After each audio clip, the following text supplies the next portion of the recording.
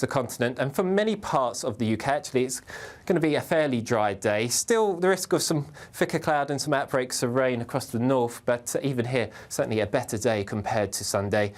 And with slightly lighter winds, a warmer feeling day for most of us, with highs reaching around 22 degrees down towards the far southeast.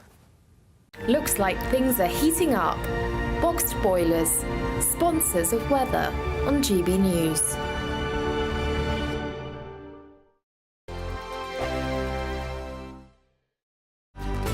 Good afternoon, Britain. Your lunchtime update on the stories that matter across the UK.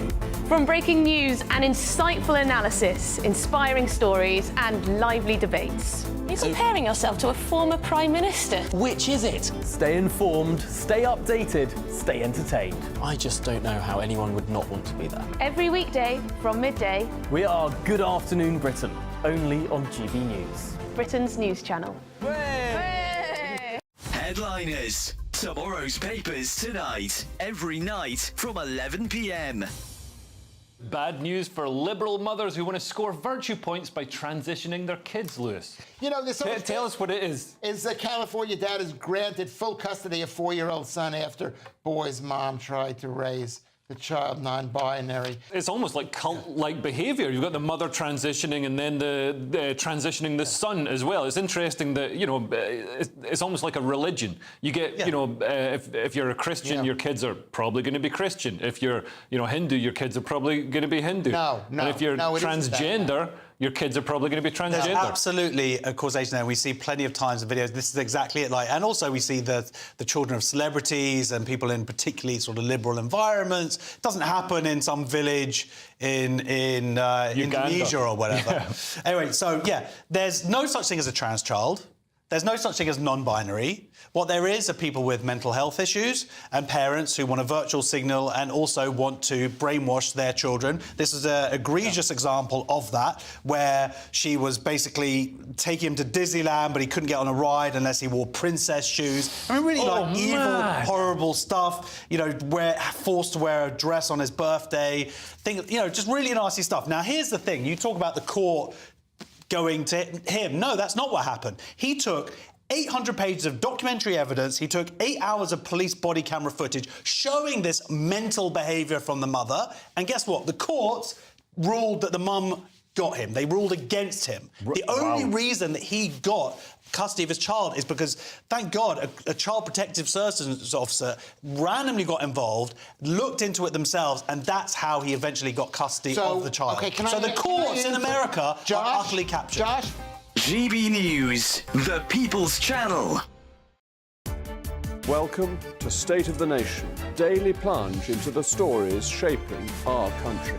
I'm Jacob Rees-Mogg, and Monday to Thursday we bring you the insights, the facts, the truth about how our country is being governed. Because what happens in Downing Street matters down your street. Tune in to State of the Nation every Monday to Thursday, 8 to 9 o'clock.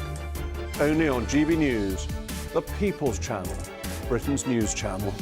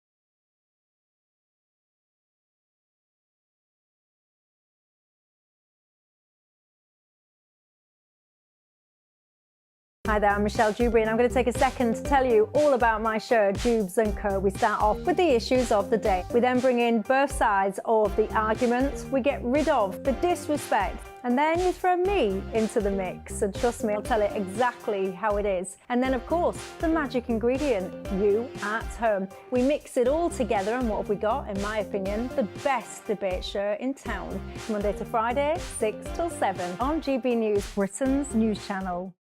Sir Jacob Rees-Mogg's State of the Nation, Monday to Thursday from 8 p.m.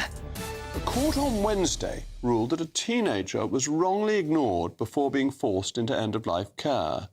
Sudiksha Thirumalesh, who was 19, died last year after being prevented from travelling abroad for treatment after doctors said her condition was incurable. Doctors said Ms. Thirumalesh's objection to their decision was unreasonable and that she should have all life-sustaining treatment ended and be put on a palliative care pathway. Last August, a ruling said that the teenager lacked mental capacity to make her own decisions, but 3 judges in the Court of Appeal overturned that decision last week. Lawyers said the move reaffirms the right of patients to disagree with their doctors. The teenager remained fully conscious while being treated by the University Hospitals Birmingham NHS Foundation Trust. Well, to discuss this tragic case, Sudiksha's father, Thirumalesh, and brother, Varshan, join me now.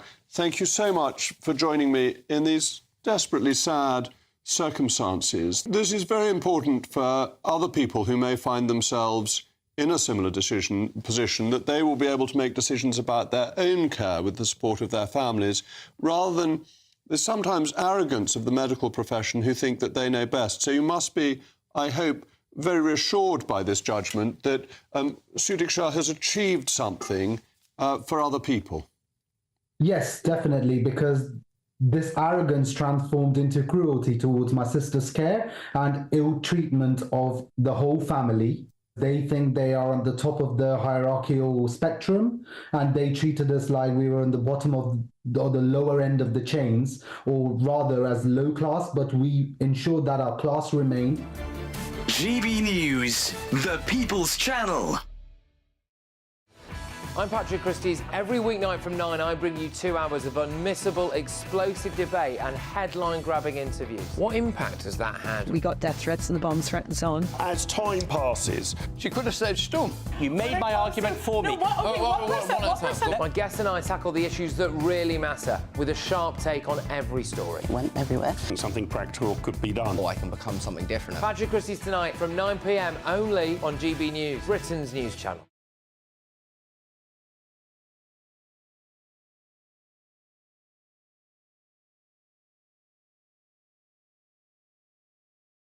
It's the final week to see how you could win an incredible £30,000 in cash, and you could be getting that winning call from us to tell you that you're our next Great British Giveaway winner. I can't believe this.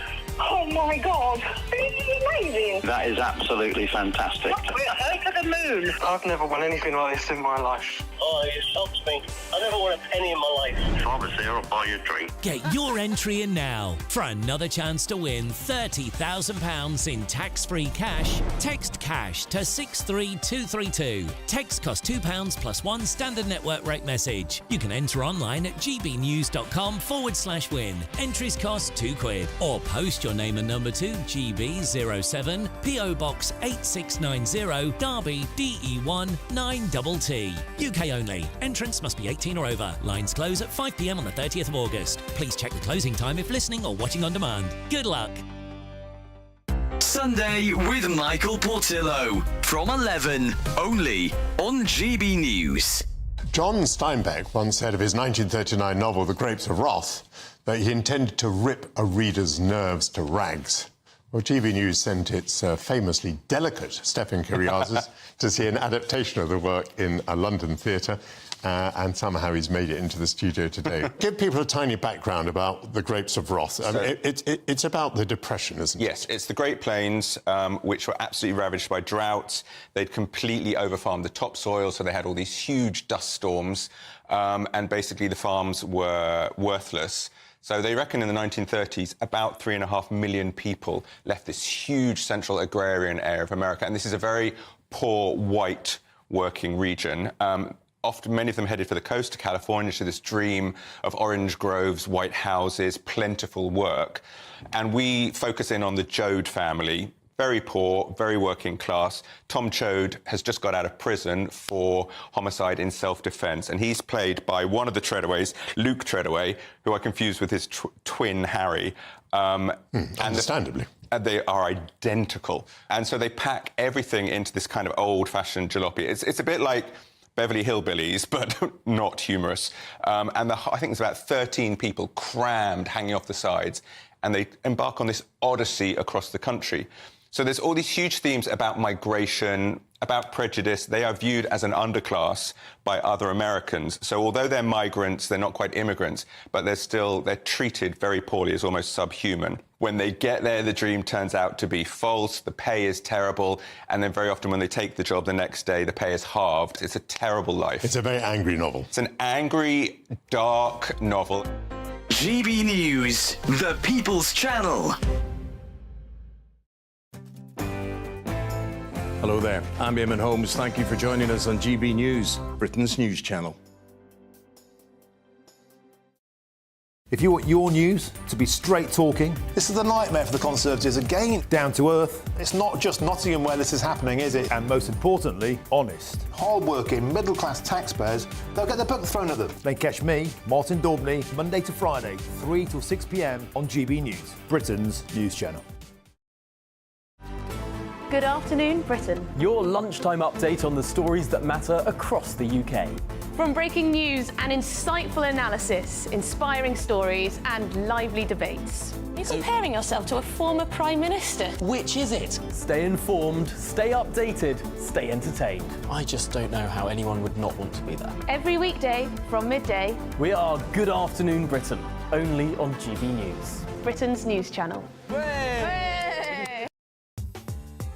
I'm Christopher Hope. From pop star to politicians, I'll interview anybody in a pub who's got a political opinion. Join me every Friday on Spotify, Apple Podcasts, YouTube or gbnews.com, or wherever you get your podcasts. This is GB News, the People's Channel. I'm Patrick Christie's. Every weeknight from 9, I bring you 2 hours of unmissable, explosive debate and headline-grabbing interviews. What impact has that had? We got death threats and the bomb threats on. As time passes, she could have said storm. You made my argument for me. My guests and I tackle the issues that really matter with a sharp take on every story. It went everywhere. Something practical could be done. Or I can become something different. Patrick Christie's tonight from 9 p.m. only on GB News, Britain's news channel. Hello there, I'm Eamon Holmes. Thank you for joining us on GB News, Britain's news channel. If you want your news to be straight talking, this is a nightmare for the Conservatives again. Down to earth. It's not just Nottingham where this is happening, is it? And most importantly, honest. Hard-working, middle-class taxpayers, they'll get the book thrown at them. Then catch me, Martin Daubney, Monday to Friday, 3 till 6 p.m. on GB News, Britain's news channel. Good afternoon, Britain. Your lunchtime update on the stories that matter across the UK. From breaking news and insightful analysis, inspiring stories and lively debates. You're comparing yourself to a former Prime Minister. Which is it? Stay informed, stay updated, stay entertained. I just don't know how anyone would not want to be there. Every weekday from midday. We are Good Afternoon Britain, only on GB News, Britain's news channel. Join me, Neil Oliver, every Sunday night at 6 p.m. on GB News. And if an hour is not nearly enough for you, go to gbnews.com for special extended episodes online every Friday at 9 p.m, where we can truly get into the nitty-gritty of what's going on. GB News, Britain's news channel. Join me, Nana Akwe, for an informative, interactive news programme with a difference. It's fun. It's true. You're not wrong. No one will be cancelled. Lovely. Join me from 3 p.m. every weekend, only on GB News, Britain's news channel. Every Saturday, 10 till 12, we'll bring you all of the news that you need to know. We'll also remind you that there is so much to smile about. It's my favourite time of the week. I get to relax, enjoy some light-hearted stories, and let Ellie teach me about fashion too. That's Saturday Morning Live, every Saturday, 10 till 12. Only on GB News, Britain's news channel. Join me, Neil Oliver, every Sunday night at 6 p.m. on GB News. And if an hour is not nearly enough for you, go to gbnews.com for special extended episodes online every Friday at 9 p.m, where we can truly get into the nitty-gritty of what's going on. GB News, Britain's news channel. Good afternoon, Britain. Your lunchtime update on the stories that matter across the UK. From breaking news and insightful analysis, inspiring stories and lively debates. You're comparing yourself to a former Prime Minister. Which is it? Stay informed, stay updated, stay entertained. I just don't know how anyone would not want to be there. Every weekday from midday. We are Good Afternoon Britain, only on GB News. Britain's news channel. Join me, Neil Oliver, every Sunday night at 6 p.m. on GB News. And if an hour is not nearly enough for you, go to gbnews.com for special extended episodes online every Friday at 9 p.m, where we can truly get into the nitty-gritty of what's going on. GB News, Britain's news channel. I'm Martin Daubney. This is GB News, Britain's news channel.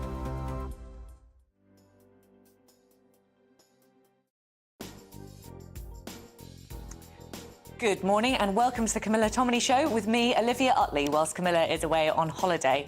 It's been a tragic week following the news of the sinking of the Bayesian super yacht. Sir David Davis has vowed to campaign in memory of Mike Lynch to scrap the extradition treaty between the US and the UK. He'll be joining me a little later to explain more.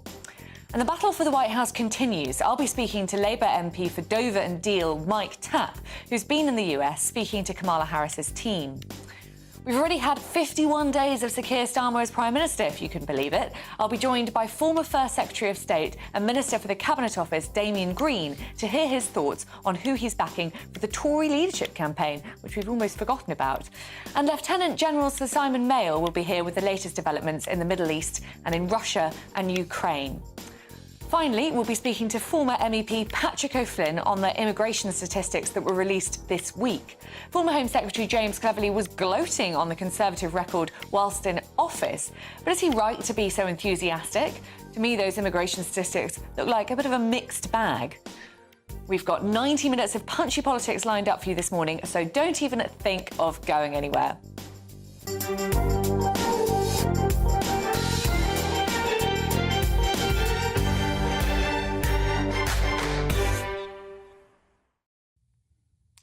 And to go through the papers this morning, I'm delighted to be joined now by John Sargent, former BBC chief political correspondent. Now, John, very busy August Sunday. We've got a really big trail for Keir Starmer's first big speech in Downing Street, which is taking place on Tuesday. It all sounds rather depressing for a brand new Prime Minister. It is depressing, and of course they're really having to confront the problem of what are they going to do in the budget on October the 30th, and that's pressing on them because people know it's going to be bad news. But from the government's point of view, he's laying it on about how bad it's going to be. He's saying, you know, Tony Blair used to say things can only get better. He says things will get worse before they get better. And there's a rot deep in the heart of Britain. And he's going on to say, if we don't take tough action across the board, we won't be able to fix the foundations of the country like we need. I won't shy away from making unpopular decisions. So, I mean, it's pretty rough. And in the Observer, they're saying PM digs in over winter fuel payments. So the people who think, oh, there can be a campaign, there'll be a U-turn, he's going to say, apparently, on Tuesday, no, that's not going to happen. So it's all really very much the preparation, the battle for expectations. And, of course, maybe it won't be so bad. We don't know. But the government is trying to make sure that don't think it's going to be good, it's going to be grim.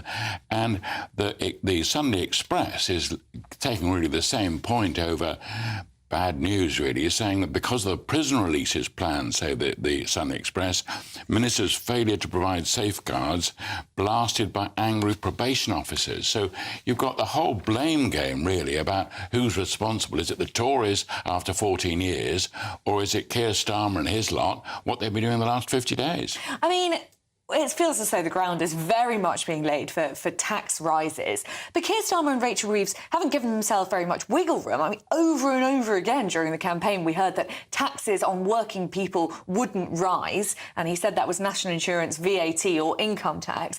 Does that mean he's now sort of preparing the ground for a whole tranche of other tax rises? I mean, lots of talk about capital gains rise. Yes, I mean, I think it may be that they're making it sound so grim so that it won't be so bad when we actually see the result. But there's no doubt that with the thresholds frozen, taxes are going to go up for all of us anyway. So, I mean, it's really, I think the centre of this argument is when a government loses an election as badly as the Conservatives did, don't be surprised if people then say, but that's because of the state of the country. And this happened before when Labour lost in 2010. Again was the feeling of, oh, Labour messed it up. Gordon Brown was accused of being partly responsible for the international financial crisis of that time. So this battle over who's to blame is extremely important. And it may seem trivial to people, oh, they're going on like this. You know, they're saying this, they're saying that. But of course, if the Tories are going to revive their fortunes, unless they can dispel the idea that when they're in power things go wrong, they will not, in fact, get back into office in any reasonable time. I'm really interested in whether or not this narrative that everything's the Conservatives' fault will stick. I mean, Keir Starmer, it sounds as though he's going to do a very visual speech on Tuesday, all about how the rot needs to be pulled out, not just covered up. It's all about fixing the systems from the bottom, etc. But won't quite a lot of people sitting at home think, well, yeah, the situation's not great, but the Conservatives had a very rough ride. They had the war in Ukraine to deal with. They had COVID and the fallout of lockdown to contend with. Shutting the economy for 3 years is obviously going to have consequences. And over the election campaign, we had a lot of promises from Keir Starmer that he could make things better very quickly. Do you think that the public will buy Labour's message that the Conservatives are almost entirely to blame for this and that's why things are going to stay bad? Well, some people will, some people won't. The trouble is that governments do tend to lose elections and they're blamed. I mean, it's just the unfairness of politics. If you're in government and you're unlucky as a government, that means the pandemic, that means the Russian invasion of Ukraine, not the responsibility of the government, our government. But it's luck and it's events. And these things, people then do tend to get muddled because they think, well, you know, why have we got all this problem now? And it's partly because of all the borrowing, which everyone agreed had to be made. There had to be borrowing during the pandemic. So that's one side of the argument. The other argument is, but what about growth coming back to the economy? Surely that's good. But that takes ages to come through to the system and gives you more revenue in order to spend money on the health service and all these other things. So at the moment, I'm afraid, we're left with a political row going nowhere but very important. And we all know we're all going to suffer.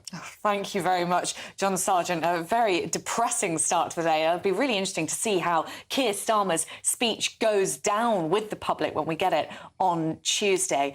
And we're now going to speak to David Davis, former Brexit secretary, among other things, been around in the Conservative Party for a really long time now. And he's been campaigning for civil liberties for pretty much his whole career. And now he's going to be mounting a campaign in memory of Mike Lynch to scrap the extradition treaty between the US and the UK. So, David, can you tell us a little more about that? Yes, I mean, actually, Mike and I have been planning to do this in any event before his terrible accident, but he had been effectively paralysed in his career. For the last 6 years. We're having some technical difficulties getting hold of David Davis here. Can't you hear me? Hello? No. Can you hear me? Sorry about this, John. Some technical difficulties here. I wanted to get back. I mean, we're talking about the blame game. We've got a massive overcrowding problem in British prisons at the moment. And the Prime Minister is now saying that he's going to have to release all sorts of prisoners early. That scheme is starting as early as the 10th of September in order to address this issue. And obviously he's laying the fault of this directly at the former Prime Minister's feet. Is there anything that can be done to fix this problem anytime soon? Because building lots and lots of prisons seems to be the answer. But again, that's not a quick fix. Well, no, it takes time. And they've had all this trouble about using police cells. I mean, that is really, that is desperate.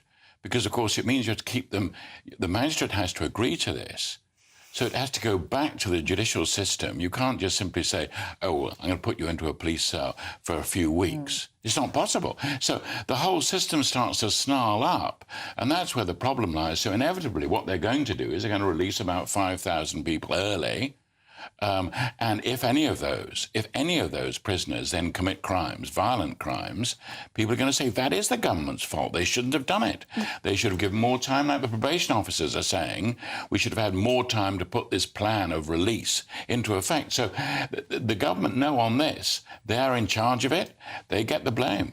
So, I mean, the probation officers, there's a story in The Observer, I think, this morning. Probation officers are saying that they haven't been given enough time to help prisoners be in a situation where they can be released early. Apparently, they were told they were going to get 8 weeks to prepare prisoners to make sure they're not a danger to the public. And instead, they've only been given 4 weeks. Yeah, well, the trouble is, I mean, when things are going to go wrong and everyone knows they're going to go wrong, some people get ahead of it by saying, well, of course, if we'd had more time, I'm not sure more time would have helped very much. You can't build a prison in 4 weeks.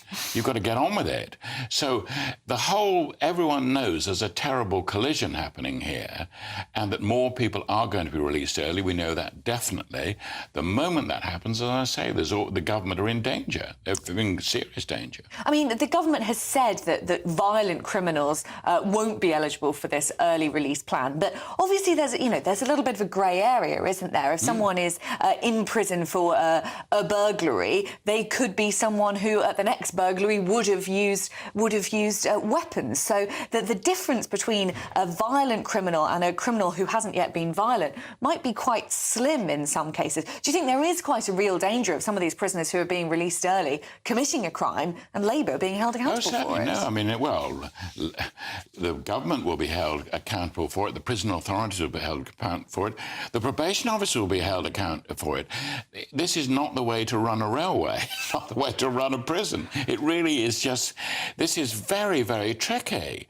And it's made worse, obviously, by all the people that have come in after the riots. So they're waiting, or they're either waiting to go to prison or they're already in prison. But it means that all the possible places where they might go, all the possible rooms they might have, no, they're being used up already. And the government, of course, are responsible for that. You know, did the sentences have to be so harsh? Did so many people have to be arrested?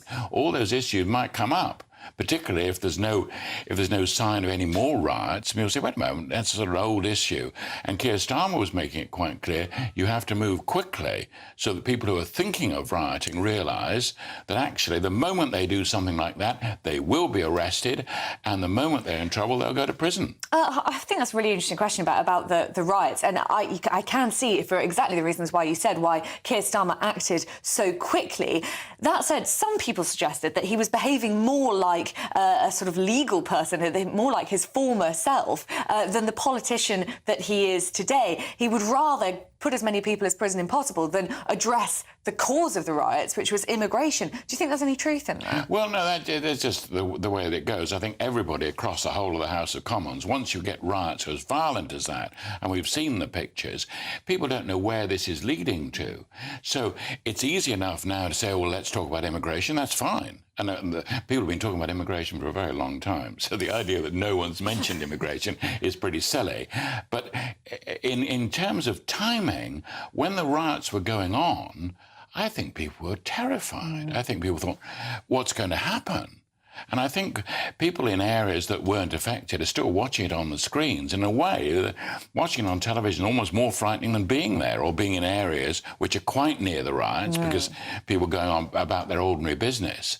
But for the rest of us, watching it on screen, I must say, I thought it was horrendous. And not surprisingly, politicians of all sorts said this has got to stop. Yeah. Very few people they knew if they were encouraging the riot, people wouldn't forgive them for it. Absolutely. A really, really tricky start for Keir Starmer in his first 50 days in office, and having to put everyone in those prisons, massively exacerbating that overcrowding problem is really going to cost him in the long run. Quite. Really, really tough start. And the issue now will rise, did they overreach themselves? There's always a problem in government. When you come into government for the first time, you start pulling the levers of power, nothing much happens. But if you pull the levers of power and all these people are arrested, and wait the whole a system moment, explodes. we already have got power. So there's a danger, there's always a danger of governments, if something goes well, if you like, in their terms, of them overdoing it.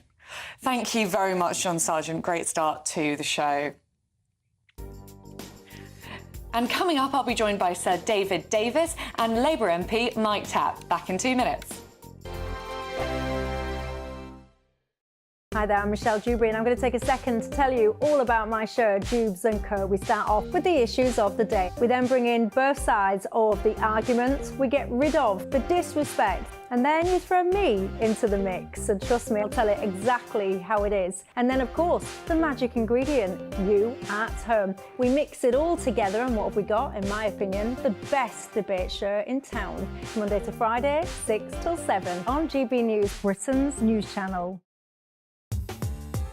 I'm Christopher Hope. From pop stars to politicians, I'll interview anybody in a pub who's got a political opinion. Join me every Friday on Spotify, Apple Podcasts, YouTube or gbnews.com, or wherever you get your podcasts. This is GB News, the People's Channel. I'm Patrick Christie's. Every weeknight from 9, I bring you 2 hours of unmissable, explosive debate and headline-grabbing interviews. What impact has that had? We got death threats and the bomb threats on. As time passes, she could have said storm. You made my argument for me. My guests and I tackle the issues that really matter with a sharp take on every story. It went everywhere. something practical could be done. Or I can become something different. Patrick Christie's tonight from 9 p.m. only on GB News, Britain's news channel.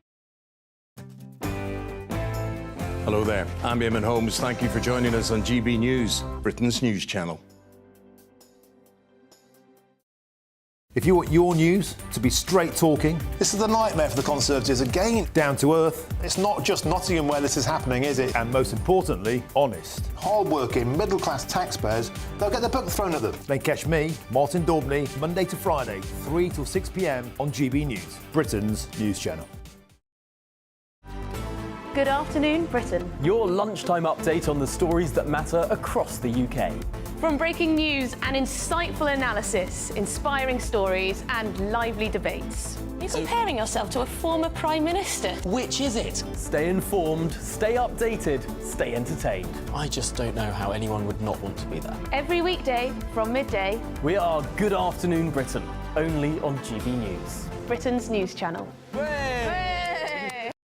Join me, Neil Oliver, every Sunday night at 6 p.m. on GB News. And if an hour is not nearly enough for you, go to gbnews.com for special extended episodes online every Friday at 9 p.m, where we can truly get into the nitty-gritty of what's going on. GB News, Britain's news channel.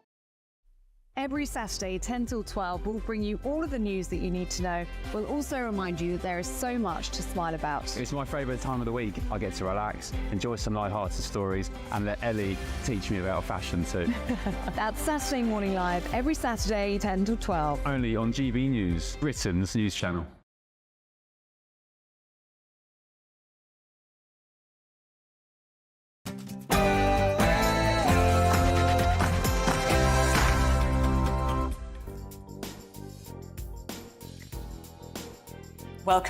Welcome back. So much more to come in the next hour. I'll be joined by the Labour MP for Dover and Deal, Mike Tapp, and former First Secretary of State and Minister for the Cabinet Office, Damien Green. But first, let's hear the news with Tatiana Sanchez.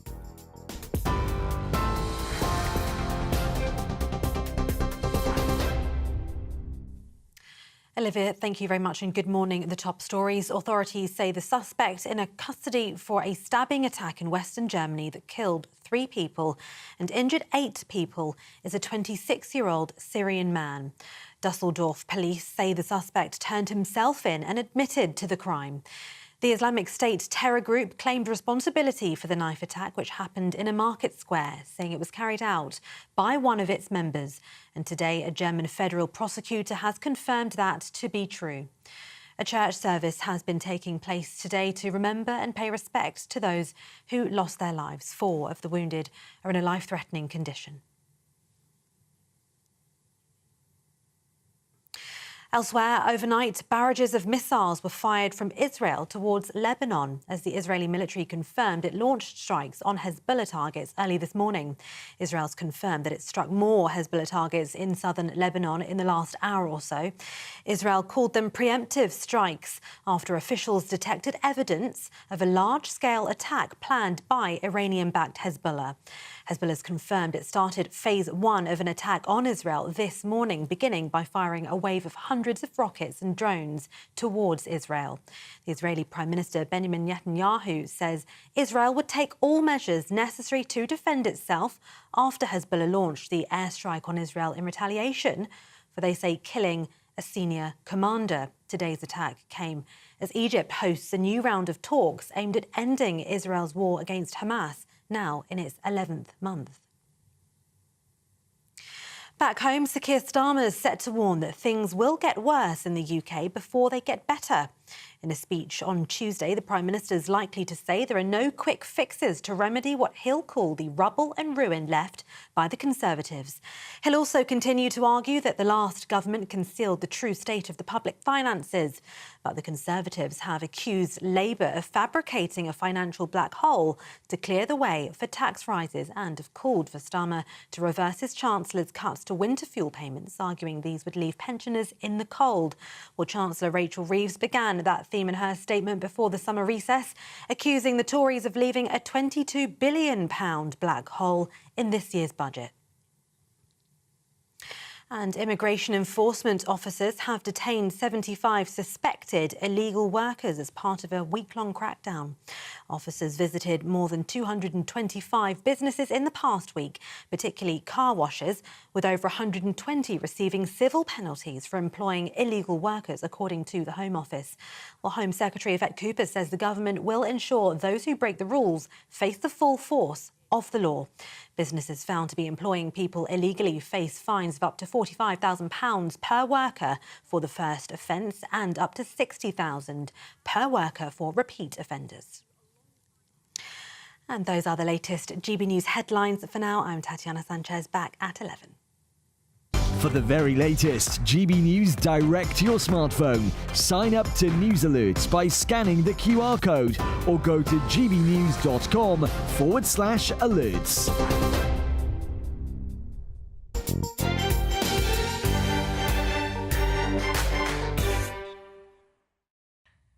Welcome back to the Camilla Tominey Show with me, Olivia Utley. Lots more still to come. In just a minute, I'll be joined by the Labour MP Mike Tapp, where we'll be discussing his recent trip to America and how Kamala Harris is faring in her campaign.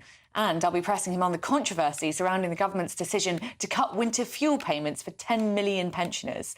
I'll also be joined by former First Secretary of State and Minister for the Cabinet Office, Damien Green. Who does he think will emerge on the top of the Tory potential leaders?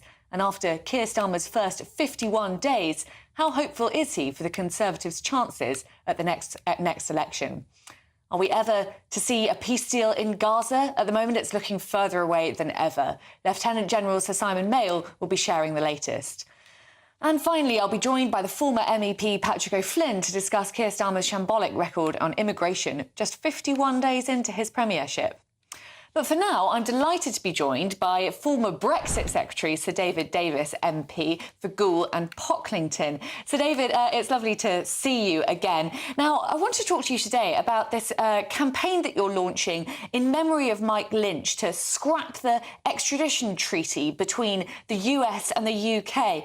Can you explain a little bit more to our viewers about that? Because there's this very, very complicated 10-year battle for Mike Lynch. I just want to hear a bit more about the detail.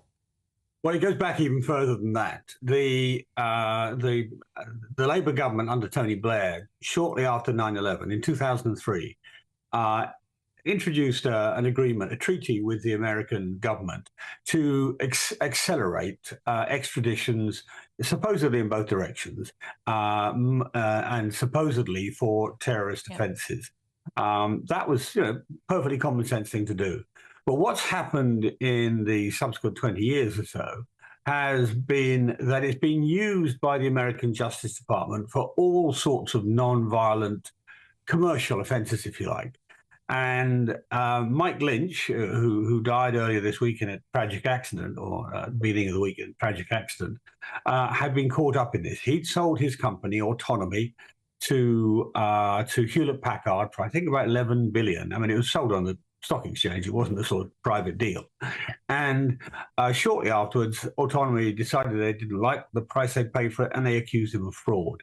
It was a bogus accusation. But he spent the last 10 years first trying to resist that accusation and then trying to resist extradition to the United States unsuccessfully.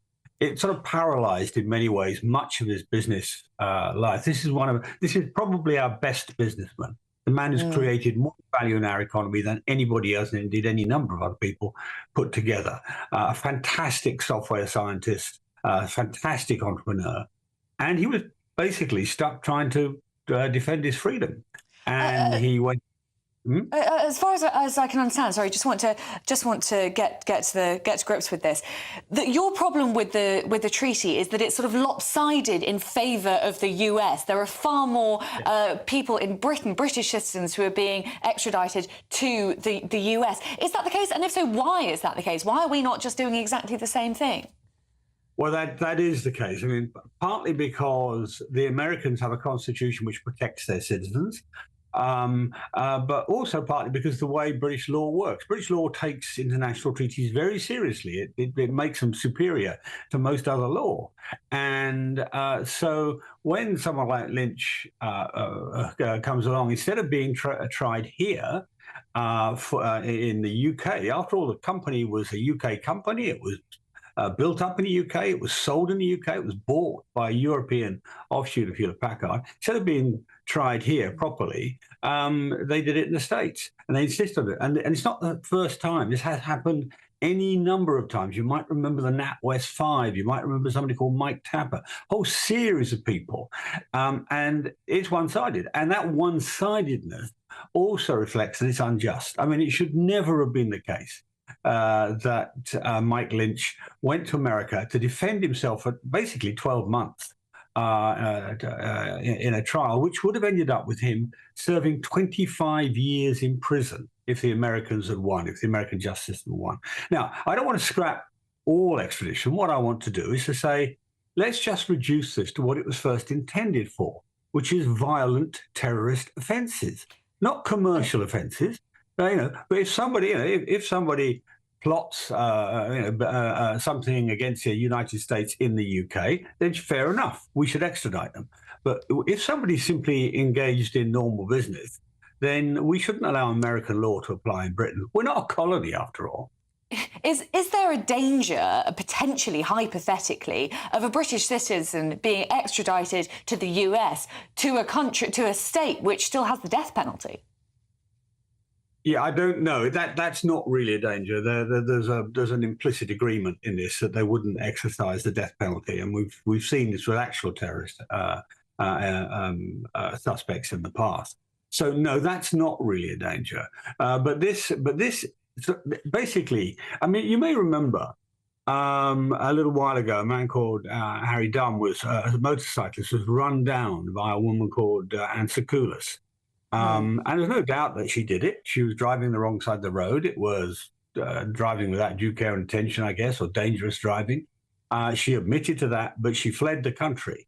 And the Americans wouldn't send her back, even though she was an American government employee. In fact, they said, oh, well, because she's an American government employee, this doesn't apply. Well, that's them interpreting the law to suit themselves, both with respect to their own citizens and to our citizens. It's very unfair, it's very uneven, it's very unfair. It has really, really serious consequences for individuals and also really serious consequences for the economy. I mean, why would you launch a tech company on the London Stock Exchange if you're going to have to, when you eventually sell it probably to some big American tech company, do it under American law. Why would you do that? Why not just put it in New York in the first place? So that's going to do harm too. Anyway, I talked all these things through with Mike, and we were going to run a campaign together on this, amongst others. Now he's died. I'm gonna do it, as it were, in his memory. Thank you very much. I mean, really good luck with this campaign. It sounds fascinating, and I hope it gets through Parliament. Can I just ask you very, very quickly before you go, we are in the middle of a Conservative leadership campaign. Who would you like to see come out on top? I haven't publicly backed anybody yet. I'm waiting to see who is Maybe now's the moment. Opposition. Well, no. I want to see who's best at opposition. Opposition is very different from government. I think almost none of the people who are standing have actually had office in opposition, and I want to see who's good at it. And so far, they've all been very perfectly plausible. But I want to see somebody take Keir Starmer apart. When they do that, I'll vote for them. Everyone's been perfectly plausible. A very tactful answer there from David Davis. Thank you so much for joining us on the show. I'm now joined by Mike Tapp, Labour MP for Dover and Deal. So you've been in the US for the last week or so, I think, speaking to Kamala Harris's team. What have you been doing there? Can you tell us a bit about your trip? It was a really interesting trip. Essentially what we're doing, we went over in January, a group of candidates at the time, to learn from the Americans and the Democrats and looking at their campaign methods, etc. We went back out, obviously, after our landslide victory to impart some of our knowledge as to what we learned on the campaign trail and look at what they're doing with their campaign. It's really interesting, actually. And look, one of the big messages that I was taking over there was to ensure that with their campaign, they do what we did, and that is listen to what working class, hard-working people want. Don't ignore them. And for me, in Dover and Deal, a perfect example of that is worries and concerns around immigration. You know, these people have valid concerns. They're not racist. We must drop that sort of rhetoric and deal with these issues, just like Keir Starmer and Yvette Cooper are doing. And it does look like Camilla and her team are going down that route as well, which is great. I mean, yes, you did a great job of winning Dover and Deal. I'm not taking that away from you at all. But your majority now is you only got it because the Conservative vote was split with the Reform vote. Is that something that you're at all worried about? You talk about being very serious about immigration, Reform's being serious about immigration, and people are taking them seriously. Do you think you need to take some lessons from Nigel Farage? I mean, you could also argue, you know, in Dover, for example, that the Green and the Lib Dem vote combined would give, you know, over 50%. So it works both ways. But those voters who are concerned about immigration haven't been ignored by me or by the party. And you can see that already with our immigration policy. Remember, it's only 50 days, and you know, there is a common sense approach to this, that it doesn't happen overnight. We started recruiting for the new border security commander. We've already recruited over 100 new intelligence officers who are working across Europe. We've conducted 9 deportation flights. We're looking at 1,000 officers being brought into a specific deportation unit. So there's a hell of a lot of work going on behind the scenes, but these things do take time to have a real impact. But I mean, the immigration statistics out this week, very, very complicated, mixed bag. It did show that the small boat arrivals were beginning to go down under Rishi Sunak. And part of that may have been because, although the Rwanda plan wasn't yet up and running, it was beginning to deter people.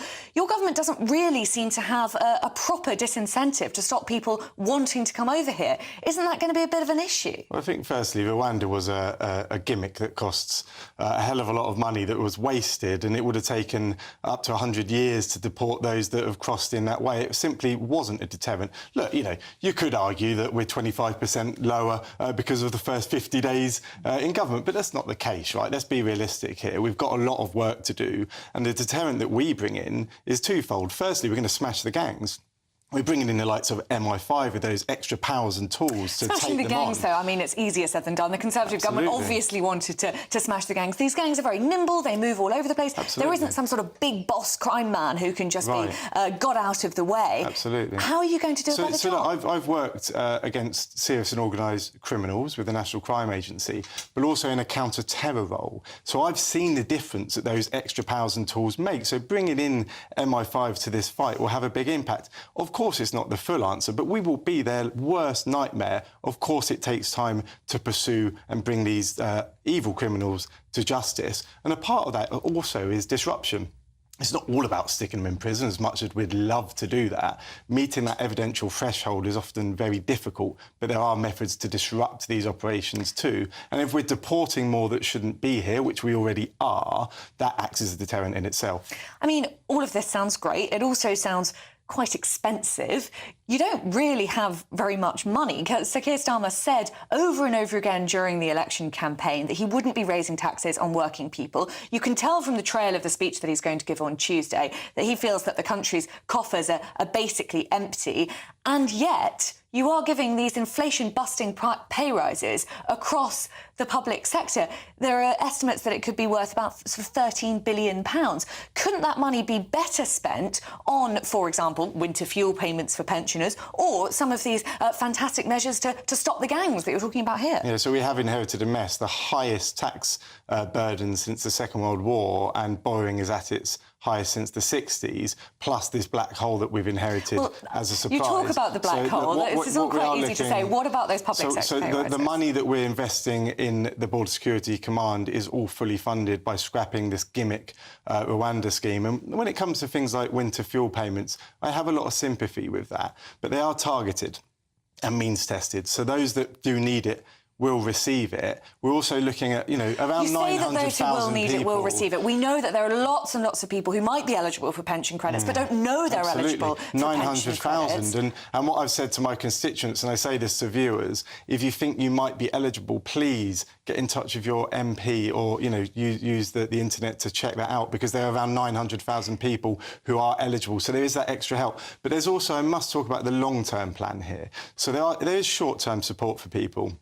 But the reason this is happening is because we've inherited an energy system that essentially means when there are, the likes of Putin who are causing the disruption that they do, the energy prices go up. If we can go fully renewable by 2030, which is our ambition, it does give us more control over those prices. So we do have long-term plans here as well. And this is why Keir Starmer is going to be really clear, and he has been, that we are inheriting a mess, and it's not easy. Well, inheriting a mess, but we've seen Ed Miliband sort of running full steam ahead for net zero by 2030. Laudable aim. But the truth is that this country is still very, very reliant on gas. It's still very reliant on fossil fuels. And it sometimes feels as though your government is sort of acting for the world that we want to be in rather than the world that we're actually be in.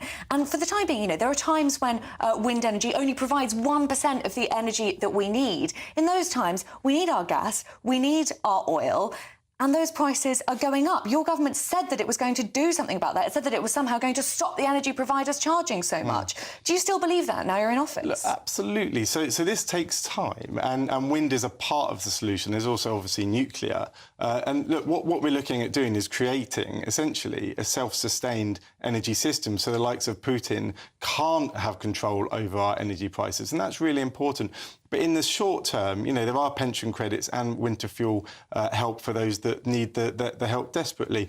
What we can't do is continue down the road that the Conservatives have set us on, which is, reliance on the likes of Putin to provide us with our energy supplies. So this is a really positive way forward that will not only bring down costs, but also create thousands of jobs and growth. And we haven't had growth for a long time, over a decade. Well, minimal growth in the last 2 years. Lots of people, particularly people in Port Talbot, will be thinking, I'll believe that when we see it. But yeah, you've got your time, and now's your chance to shine. Another issue, you talk about over-reliance on Putin, which is, of course, deeply, deeply worrying. We are in a globally very, very unstable world. We need a proper army for that sort of world. We need a proper navy.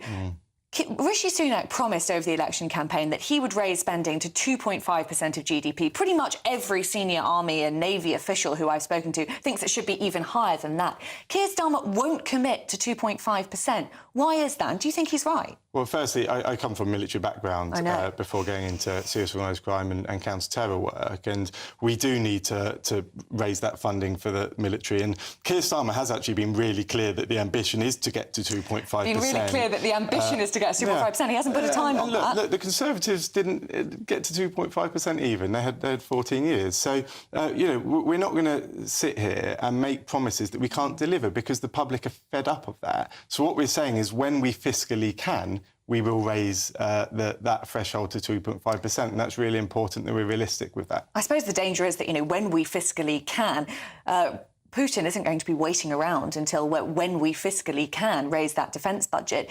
Do you think that the Labour government should raise the defence budget to 2.5% of GDP by the end of that 5-year term, yes or no?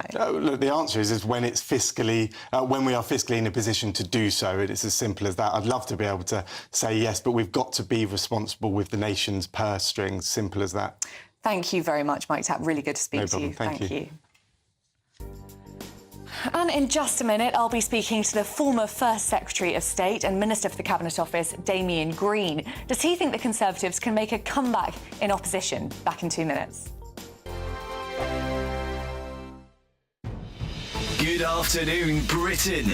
Weekdays from midday. It's a very difficult issue, this, right? As far as we know, the boxer with male chromosomes was born with female genitalia. Yeah, I mean, it's actually quite simple. Sex in humans is binary and immutable because we are mammals. And there is a minority of people who have disorders of sexual development, and that can affect a person's reproductive organs. But these people are male or female. And yesterday, what we witnessed was basically just glorified male violence against women and girls. The difference is, that happens every day all over the world. And the difference is that in every other circumstance, we consider beating up women to be wrong, but it was deemed acceptable by those at the IOC because they're claiming that it's sport. But it's not. It's violence and it's wrong. Peter, Lottie's right, isn't she, that we've been talking a lot recently about violence against women and girls, and regardless of whether this person is intersex or transgender, they have male chromosomes. That means they have a very, very distinct biological advantage that could actually be fatal to a female athlete competing against them. Well, of course, sport does need to be fair, and we do need to examine this case very thoroughly. There are reports that the boxer, Iman Khalif, was born a biological woman. She is not transgender. She is not non-binary. She is not intersex. She may have elevated levels of testosterone, but that's entirely natural. It's beyond her control. It's the way she was born. And that is why the International Olympic Committee has said that she falls within the rules. GB News, the People's Channel. Sunday nights on GB News. From 6, Neil Oliver. At 7, it's Free Speech Nation with Andrew Doyle. At 9, Mark Dolan. And at 11, get set for the week ahead with headliners. Tomorrow's papers tonight. GB News, the People's Channel. Britain's news channel. If you want your news to be straight talking... This is a nightmare for the Conservatives again. Down to earth. It's not just Nottingham where this is happening, is it? And most importantly, honest. Hard-working, middle-class taxpayers, they'll get the book thrown at them. Then catch me, Martin Daubney, Monday to Friday, 3 till 6 p.m. on GB News, Britain's news channel. Join me, Nana Akwe, for an informative, interactive news programme with a difference. It's fun. It's true. You're not wrong. No one will be cancelled. Lovely. Join me from 3 p.m. every weekend, only on GB News, Britain's news channel.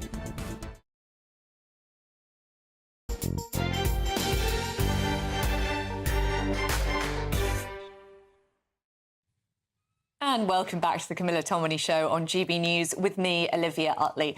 And I'm really pleased to be joined now by the former First Secretary of State and Minister for the Cabinet Office, Damien Green. Thank you so much for coming in to talk to us today. You, until very recently, were the MP for Ashford. You lost that constituency by a pretty narrow margin. Reform did quite well in your constituency. Rishi Sunak obviously decided to go to the polls in July when he could have waited it out until the end of the year. And I've heard quite a lot of Conservative MPs saying, hang on, shouldn't he have waited it out? The economic picture is looking a little bit better. The immigration statistics out this week aren't actually that bad. It looks as though the Conservatives are doing quite well. Do you think if Rishi Sunak had waited until the autumn, you might still be an MP? I mean, the truth is I would still be an MP now, certainly. But more importantly, would I have been an MP after October? For what it's worth, I always thought October was the best date to do it. We'll never know is the honest answer, because things could have got worse. But if I had to, come down one side or the other, I would come down and say, yeah, we should have waited. Partly because our own party was slightly wrong-footed by going early. So I think we would have done better in October than we did in July. And what's your instinct about why he did decide to go early? Was it that he was worried about sort of Farage being able to get his ship in order by October? Obviously, back in the summer, it looked as though reform weren't very organised. Do you think that was it, or was he worried about big numbers of small boats crossing the Channel over the summer? I don't know, but my guess is that he was worried that the courts would find some way of stopping the flights going off to Rwanda, and the government would then be involved in a long dispute with the courts. And there's an interesting political question there, whether that might not have been quite a good fight for the government to have in the run-up to a general election. Because, as you say, the other background, the economy has been gradually improving, despite all the nonsense Rachel Reeves is talking about the worst economic inheritance since the Second War. It just isn't. We've had the growth figures for the first 6 months of this year, and it's pretty good. So people would have recognised that tough decisions had been taken and had some beneficial effect. Yes, as I say, on balance, I would have waited. But ultimately, as you say, I mean, it sounds as though Rishi Sunak went early because he was worried about that Rwanda plan, because he was worried about immigration. It feels he was sort of brought down on the issue of immigration. Reform is on the rise because of the issue of immigration. Is anything Keir Starmer's saying about his plans to tackle immigration? Are you feeling at all optimistic about any of that? No, I think this government will benefit from the fact for decisions taken by the previous government about legal migration, so of taking away a lot of the ability to have family visas. I think that will add, as we've seen that's reducing the numbers. But on illegal migration, on the small boats, everything this government is doing is likely to make it worse. It seems to me that they've cancelled the Rwanda scheme. They've got nothing to replace it. They keep talking tough about, we'll have more people in some border command here. Well, that's fine, but actually all this criminality is happening in other countries where the British police's writ doesn't run. So that's pretty second-order stuff. You need some deterrent. Well, you need some deterrent, and also it feels as though you probably need His Majesty's official opposition. You're saying that Labour are not making a proper case on illegal migration, but it feels as though the Conservatives are kind of missing in action. Are they just waiting for a new leader, and who's that leader going to be? Well, I mean, to some extent, when you're having a leadership campaign, it is quite difficult to prosecute normal opposition politics, and also nobody wants to listen to an opposition party that's just lost a general election big time. So let's be realistic about this. On the second question, I hope that the next leader is going to be Tom Tugendhat. I think Tom has got the mixtures as security minister, background in the military. He's absolutely up there on all security affairs, which is what really matters in a difficult and increasingly dangerous world. But also, he's producing domestic policies that I think are really interesting. He gave an interview to the Daily Telegraph yesterday talking about family policy and how we need to find ways to use the tax system to effectively encourage people not to wait as long as they are now to have families, that actually we need to do something about that. Which all sound like very sort of sound Conservative ideas. But the truth is, rightly or wrongly, Tom Tugendhat has a reputation among the party membership and among more right-wing Conservative MPs for being a little bit wet. Do you think he can brush that off, and how can he go about doing that? Because at the moment, it doesn't really look, even if he does make it onto the final two, as though he'll win with the membership. I think of all the accusations you can make against Tom, the idea that somebody who, was a senior official in Helmand at the height of I'm not saying this is what I believe at all, but I think wet. that this is the narrative which has somehow got through. It's the narrative that other people will put about it, but it's completely untrue. And he is having a very successful tour around the Conservative membership at the moment, so they can meet him and, if you like, sort of prod him and test him on these things, and they are discovering that that's not at all true.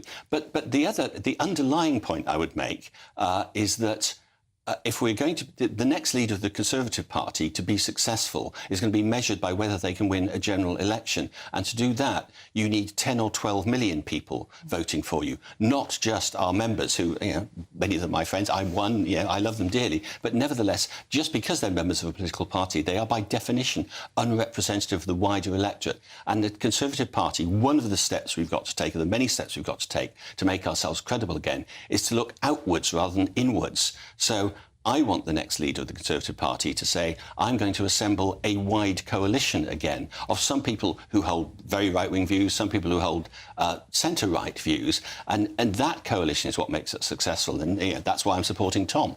I mean, the Conservatives have made mistakes before, I think it's safe to say. The Conservative membership on who to elect as leader, Liz Truss being one that springs to mind. Is there anyone on that sort of final shortlist that we've got emerging of Conservative leadership contenders who you think would be a disaster for the party? Who would you least like to see as the new Conservative leader? Well, to be fair, until I know who the last two are, then... I mean, I'm talking Kelly Badenoch, Priti Patel, Robert Jenrick. They're all old colleagues and friends of mine. I've worked with them all closely in the past, so I'm not going to diss individuals. I have chosen, I think, the best of the bunch, of quite a good bunch. But none of them would be as bad as Liz Truss, for example. I think none of them will be Prime Minister, which I think is the key thing. I mean, I think Liz's Prime Ministership was a disaster. Let's not wrap that up. But actually, their job is to become Prime Minister, and to do that, to be Leader of the Opposition for 5 years, which is a more difficult job. Everyone who's ever been both Leader of the Opposition and Prime Minister agrees that, funnily enough, being Leader of the Opposition is a worse job, certainly maybe not more difficult, but worse job. And you need a particular talent set to do that job well. The Reform vote is the sort of elephant in the room here, isn't it? Reform got 4 million votes, perhaps lost you your constituency. Do you think any of the Conservative potential leaders have the power to win back that vote? And is that all about immigration, or is there more to it? Perhaps the family values that you're talking about Tom Tugendhat espousing is important, though. I think there's a lot more to it than immigration. But even before we get to that point, I think if we start aiming campaigns at a particular sector of the electorate, which, OK, it's 4 million, it's a lot, it did certainly cost us some seats, probably including mine. But nevertheless, if we just start focusing on that, then we will lose the next election. You cannot win an election by focusing on a relatively small sector of the electorate. Any sensible Conservative leader will be aiming at 12 or 14 million votes. I think John Major won in '92. We can do much better than that. And the danger is, if we focus on one wing of the party or one sector of the electorate, then we are condemning ourselves to being a minority party. And that would be terrible for the country and obviously fatal for the Conservative Party. Keir Starmer has this massive majority. He's still relatively popular in the country. He's more popular than Boris Johnson was 2 months after winning his election victory. Are there any issues where you think the Prime Minister is weak and where a new Conservative leader could really tap in and get back some of that vote and show the Prime Minister what the Conservatives are for, really? Well, it's the economy, stupid, in that famous Clinton-era phrase. And I think Labour, having said they're all about growth, have taken a number of decisions already that are inimical to growth. Closing all new North Sea oil and gas licences, for instance. That is taking out a successful industry in Scotland. That's insane. It's anti-growth. Refusing to build an AI supercomputer. Those are the industries of the future. Just on that point about energy, do you think Ed Miliband is rushing too fast towards net zero? I don't think he's rushing too fast towards net zero. I just think he's taking all the wrong steps to get there. His big idea is Great British Energy, and I'm genuinely not clear what it is. It's not going to produce any energy. It appears to be some sort of bank. I mean, it sounds as though you have quite a lot of ideas. It sounds like you've still got quite a lot left to give politics. Would you like to make a return to frontline politics, perhaps in the Lords? I think my future is up in the air. I'm not sure what I'm going to do yet, and other things. It's decisions. And you wouldn't run again as a by-election, for example? No, I have no particular desire to get back into the House of Commons. I had 27 years. That's enough. But I absolutely want to support as I say, I hope Tom Tugendhat, but whoever the next leader of the Tory party is, with ideas, with a thought of how the Conservative Party can make itself relevant again. It's got to do it on the economy, as I say, essentially. But also there are other issues. Labour's terrible decision on the winter fuel allowance has, out of the blue and with no forewarning at all, alienated 10 million pensioners. This government is vulnerable, and over a few years will be vulnerable to a competent, well-led Tory party. This government is vulnerable. A very optimistic message there from a former Conservative MP. Thank you very much, Damian Green. Really, really good to speak to you. And coming up next, I'll be joined by Lieutenant General Sir Simon Mail, as overnight the situation in the Middle East seems to be heating up. Stay with us. Good morning. Welcome to your latest GB News weather forecast on the Met Office. Well, we start today off on a fairly bright note for many of us, but rain's already moving in across parts of Northern Ireland and Scotland. And as we go through the course of the day, that does spread its way eastwards. But ahead of it, plenty of sunshine, but that sunshine will become increasingly limited down towards the far southeast as we move into the afternoon. The main area of rain will be across Scotland, Northern Ireland and Northern England. Some spots of rain further south, but generally the further south and east you are, it's a fairly dry picture today. With an increase in wind, it will feel fairly cool, especially away from the far southeast and under the cloud and rain, dare I say it, probably a little bit autumnal. So moving into the end of the afternoon, maybe some glimmers of sunshine just moving in across the far west of Scotland, but for most of Scotland, Northern Ireland and Northern England, it's a fairly wet end to the day. Some heavy outbreaks in places and also fairly windy here too. Further south, across the rest of England and Wales, some breaks in the cloud, giving some late spells of sunshine. Also just the risk of some spots of rain, especially for parts of Wales and southwest England. And in fact, that cloud and rain across Wales, southwest England will gradually spread its way eastwards across the rest of England as the night goes on. Still some cloud and rain for Scotland, Northern Ireland and Northern England. But either side of these areas of cloud and rain, in the clear skies, it will turn chilly in the countryside. But I think for most towns and cities, holding up into double figures. So we start Monday, a bank holiday for some of us, with some cloud and rain across the far southeast initially, but that will clear its way towards the continent. And for many parts of the UK, actually, it's going to be a fairly dry day. Still the risk of some thicker cloud and some outbreaks of rain across the north, but even here, certainly a better day compared to Sunday.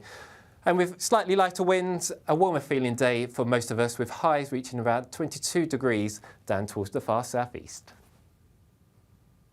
Hi there, I'm Michelle Dewberry, and I'm going to take a second to tell you all about my show, Dubes & Co. We start off with the issues of the day. We then bring in both sides of the arguments. We get rid of the disrespect. And then you throw me into the mix. And trust me, I'll tell it exactly how it is. And then, of course, the magic ingredient, you at home. We mix it all together, and what have we got? In my opinion, the best debate show in town. Monday to Friday, 6 till 7 on GB News, Britain's news channel. Are the newspapers getting you down? My wife didn't divorce me that month. Struggling to separate the wheat from the chaff? I know that it's a bit of a circus at the best of times. Well, don't worry, Headliners has got you covered. We'll take the burden of reading the day's news, and if we get depressed, who cares? It's an occupational hazard, frankly. That's Headliners on GB News from 11 p.m. till midnight, and the following morning, 5 till 6 a.m. on GB News, the comedy channel. Nah, just kidding. Britain's news channel.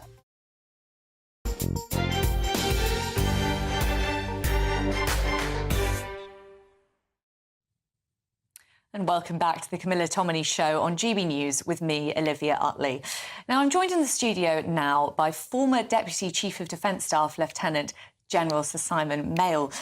Thank you so much for coming in to talk to us. And obviously, this is a very difficult morning. Can you just explain to our viewers who might just be tuning into the news for the first time exactly what's happened overnight? Yes, well, certainly according to the Israeli Defence Forces, what they've done is launch a series of attacks on Hezbollah, who largely dominate southern Lebanon, which is on the northern border of Israel, on the assumption, or certainly that Hezbollah were planning to launch a major attack on Israel. Now, that border, really since the Gaza conflict started on the 7th of October last year, has never been stable. Mm-hmm. And the conflict or the confrontation between Israel and Hezbollah has been going on for a very long time. And there's always been, although the focus has been on Gaza, everybody's kept a weather eye on what the Iranians are doing and, of course, what their proxies, allies' proxies, the Hezbollah are doing in southern Lebanon. And we have a huge amount of conflict on that border already. Hezbollah have launched about 7,000 rockets across that border. Many civilians have been moved out of the southern Lebanese border already over the intervening months, and northern Israel. The Israelis have made claims that they anticipated that Hezbollah were now going to launch a really big attack.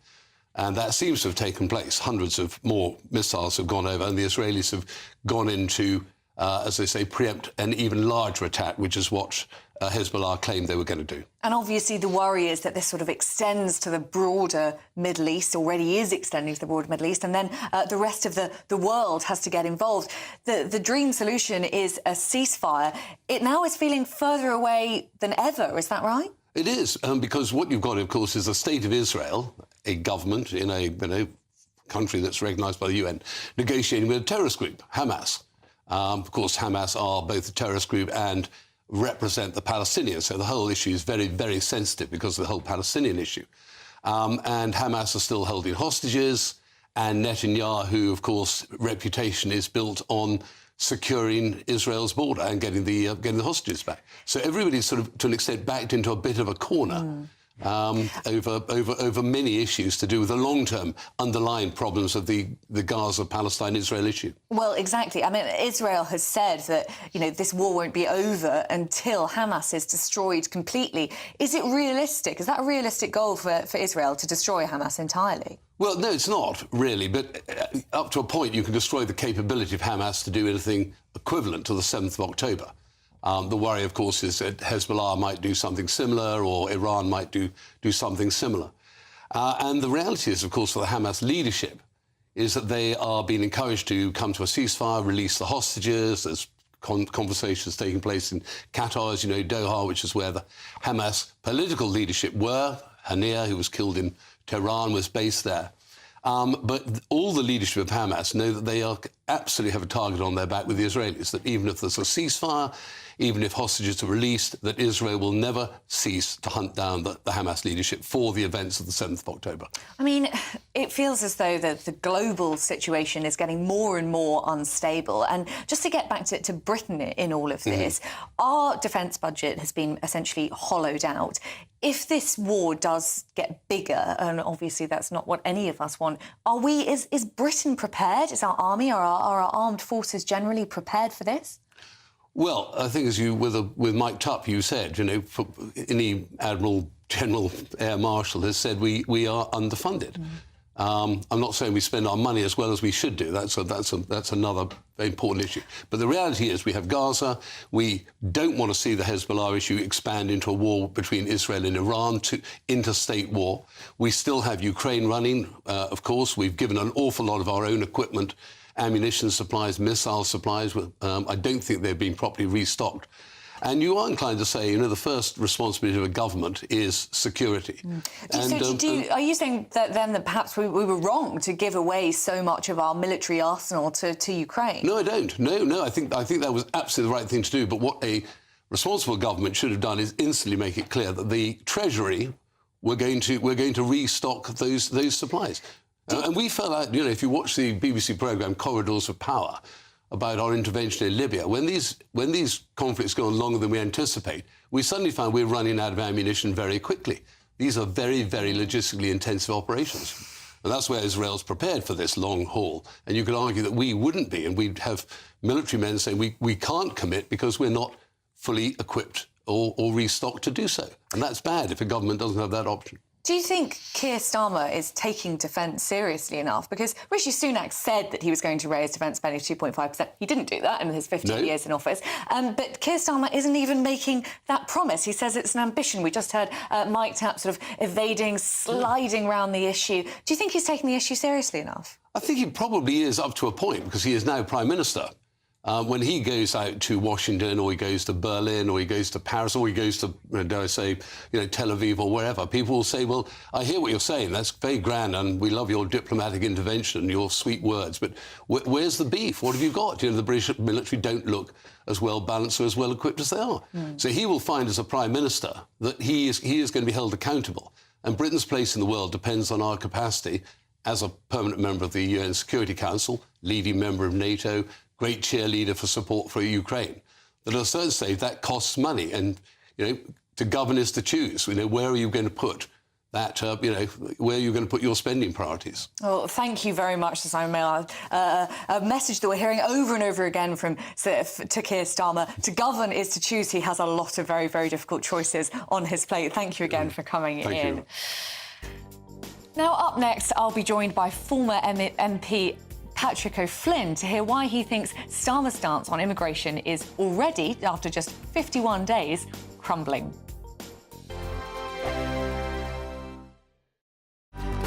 Good afternoon, Britain. Your lunchtime update on the stories that matter across the UK. From breaking news and insightful analysis, inspiring stories and lively debates. You're comparing yourself to a former Prime Minister. Which is it? Stay informed, stay updated, stay entertained. I just don't know how anyone would not want to be there. Every weekday from midday. We are Good Afternoon Britain, only on GB News. Britain's news channel. GB News Breakfast. Every day from 6 a.m. Prince Harry also revealed that he wouldn't bring his wife Meghan Markle back to the UK over safety concerns. Let's talk to royal correspondent Michael Cole. Good morning, Stephen. Good morning, Ellie. I mean, they live in California. I'm not sure what the murder rate is there, but that's a more dangerous place than Britain's at any time of the day. And of course, he compromised his own safety when he said in his book, Spare, his autobiography, which was Ghost Britain, that he'd personally killed 25 Taliban when he was serving with the British Army in Afghanistan. Well, that painted a target for life on the back of himself and his family, which was a very unwise thing for him to do. The other thing which struck me, it was that he invoked the name of the late Queen, saying that he'd had several conversations with his grandmother, and she'd been very, very supportive in his battle. He sees himself, and it's the word he's used, as a dragon slayer against the popular press, the tabloid press, and he's continuing with that.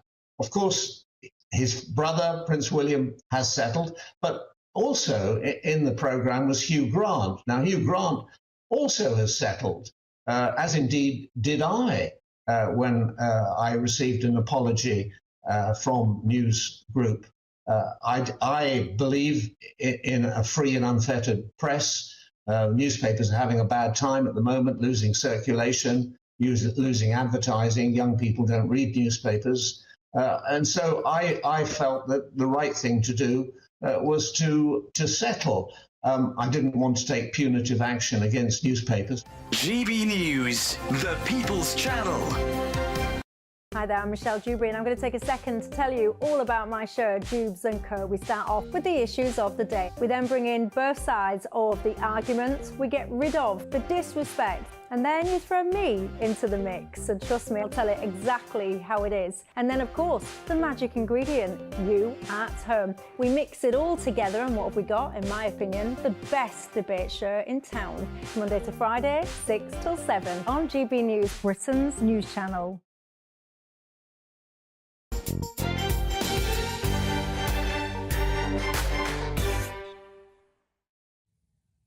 And welcome back to the Camilla Tominey Show on GB News with me, Olivia Utley. Now I'm going to be joined by Patrick O'Flynn, a former Brexit MEP. Patrick, immigration is the topic of the week. Robert Jenrick, a potential Conservative leader, is saying that he has what it takes to fix the crisis. Keir Starmer still seems to be treading quite lightly around the issue. Who do you think of the Conservative potential leaders has what it takes to fix this crisis, or at least to show Keir Starmer that there is another way? Good morning, Olivia. Well, I think if you look back on the 14 years of Conservative-led governments, you would probably have to say that none of them are, because of the enormous scale of immigration, both legal and illegal, over which the Conservatives presided, in flagrant breach of their promises.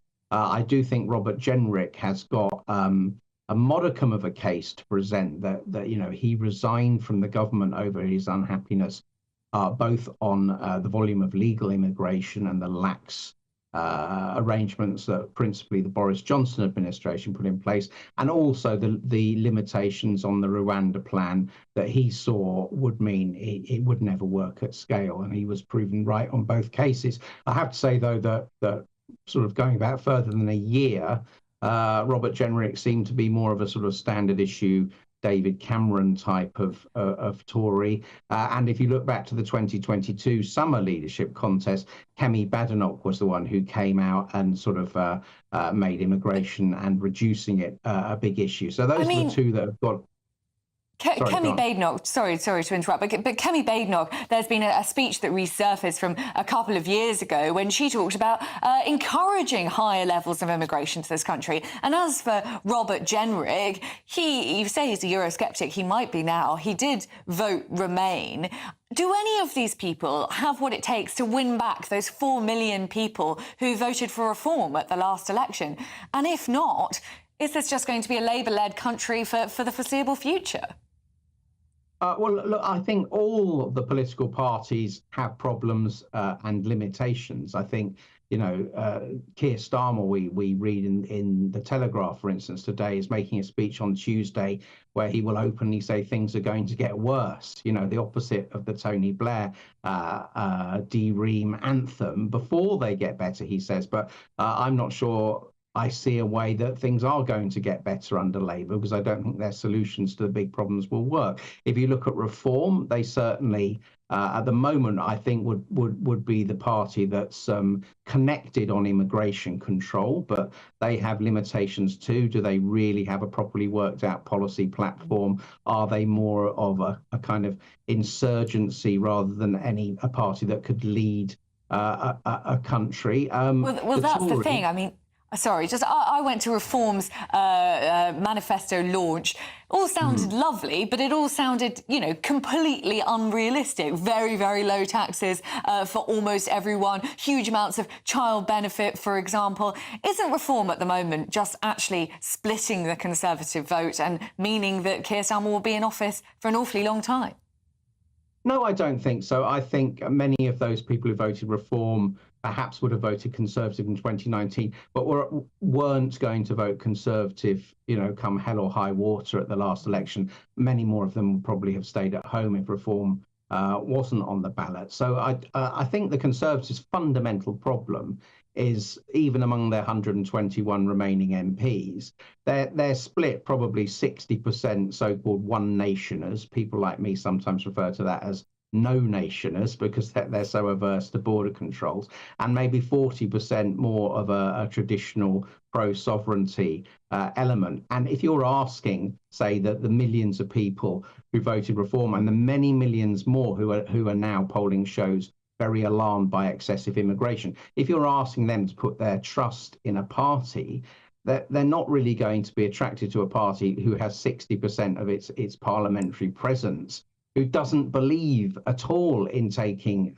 drastic measures to reduce immigration. I mean, the Conservatives are in a pretty dire state. Just really quick question, I asked the same to Damien Green. Is there anyone who you think on the final sort of ballot list who would be a total disaster for the Conservatives and will get them into an even worse state than they're in at the moment?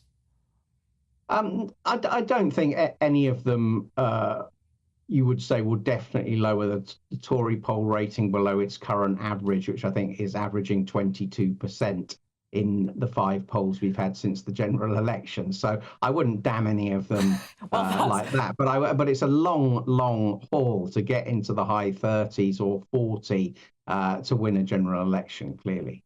Well, absolutely. I think it's an incredibly difficult situation for both the Conservatives and, of course, for Labour and Keir Starmer today. Thank you so much, Patrick. And to all my guests this week. Camilla will be back next week. But up next, it's Andrew Doyle covering for Michael Portillo. This has been Olivia Utley on GB News. A brighter outlook with Box Solar, sponsors of weather on GB News. Good morning. Welcome to your latest GB News weather forecast from the Met Office. Well, we start today off on a fairly bright note for many of us, but rain's already moving in across parts of Northern Ireland and Scotland.